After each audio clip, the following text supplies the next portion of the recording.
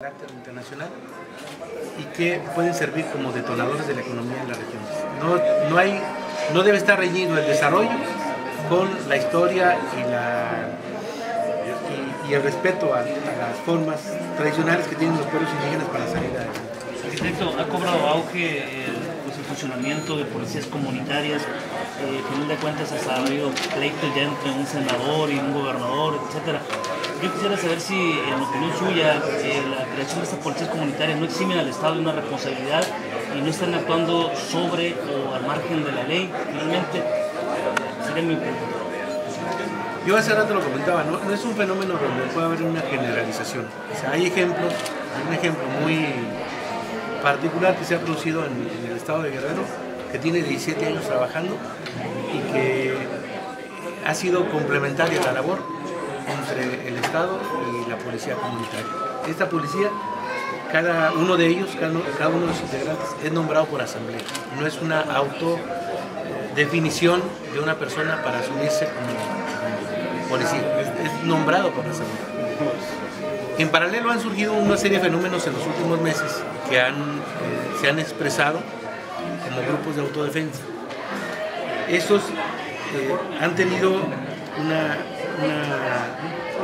justificación que ellos mismos han dado a partir de la vivencia de su realidad, pero que indudablemente esto creo que después de largas pláticas tiene que reencauzarse por un camino distinto. Ellos lo han entendido, entregaron a personas que detuvieron producto de la propia crisis de inseguridad e incertidumbre que vivían estas comunidades, pero a través del diálogo hemos logrado construir puentes de entendimiento para que su inconformidad tenga un cauce de carácter institucional y esto no genere desencuentros. Sin embargo, esto sí este tema nos pone a realizar una profunda reflexión sobre la necesidad de establecer vínculos entre los sistemas normativos de los pueblos indígenas y la jurisdicción del Estado mexicano. Es un asunto que no está resuelto y que tiene que resolverse desde el punto de vista constitucional y jurídico. ¿En un momento dado estas policías o grupos de autodefensa no pueden ser permeados por el crimen organizado?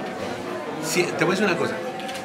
Si nos remitimos a cómo están conformada la policía comunitaria en Guerrero, en las comunidades que son nombrados por la asamblea, no hay ningún problema. Hay mucho más garantía en esas policías que en otras, que hemos visto, particularmente Baja California no es la excepción, donde las policías han estado permeadas por el crimen organizado, por la delincuencia, y cuando se incorpora a la comunidad es muy complicado, muy difícil que el policía no le responda a su propia comunidad.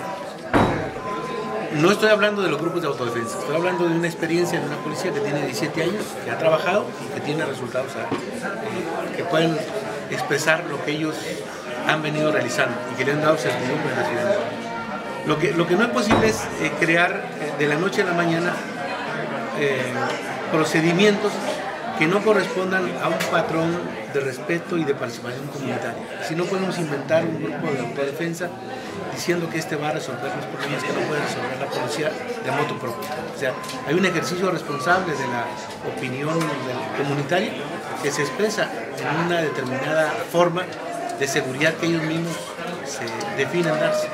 Entonces, creo que en ese sentido, cuando participa la comunidad, hay menos problemas de que permeen el narcotráfico. Entonces, en estos grupos de autodefensa sí existe el riesgo. Bueno, en cualquier grupo que no tenga la certificación o la aprobación de la comunidad, existe el riesgo. Sea grupos de autodefensa o sea incluso policía humana, que lo hemos visto. Cuando vemos que atrapan a un núcleo de delincuentes vinculados al crimen organizado, ¿cuántas veces no hemos visto gente ligada a alguna de las dependencias institucionales? Entonces, yo sí creo que es un asunto que tenemos que reflexionar. No hay recetas, no puede haber una descalificación generalizada de este tema, ninguna aprobación también a priori de todo lo que está sucediendo. Por eso soy cuidadoso en la respuesta que te digo, y te digo, la Coordinadora Regional de Autoridades Comunitarias de Guerrero tiene una tradición ya de 17 años en donde hay mucho más aspectos positivos que negativos en su trayectoria como organización. De lo otro no te podía hablar porque son grupos que se han creado. Algunos han desaparecido a partir de 2 o 3 días o una semana después que se anunciaron. Otros siguen vigentes, otros me decían que se han creado para generar empleo. Sí, pero estas visiones son diferentes a lo que la organización comunitaria en Guerrero a través de 17 años ha venido expresándose y que le da certidumbre a un segmento de la población. Nada más para terminar, el Estado mexicano debe poner atención en estos grupos de autodefensa definitivamente. Sí, no, el Estado mexicano como tal, o sea, no es un asunto del gobierno, es del Estado, o sea, del gobierno y del Congreso. Y tenemos que resolver el tema de hacer compatibles los sistemas normativos con el aparato jurisdiccional del Estado mexicano. Ese es el gran punto del asunto. O sea, tenemos que construir un mecanismo que incluso en los acuerdos de San Andrés está contemplado.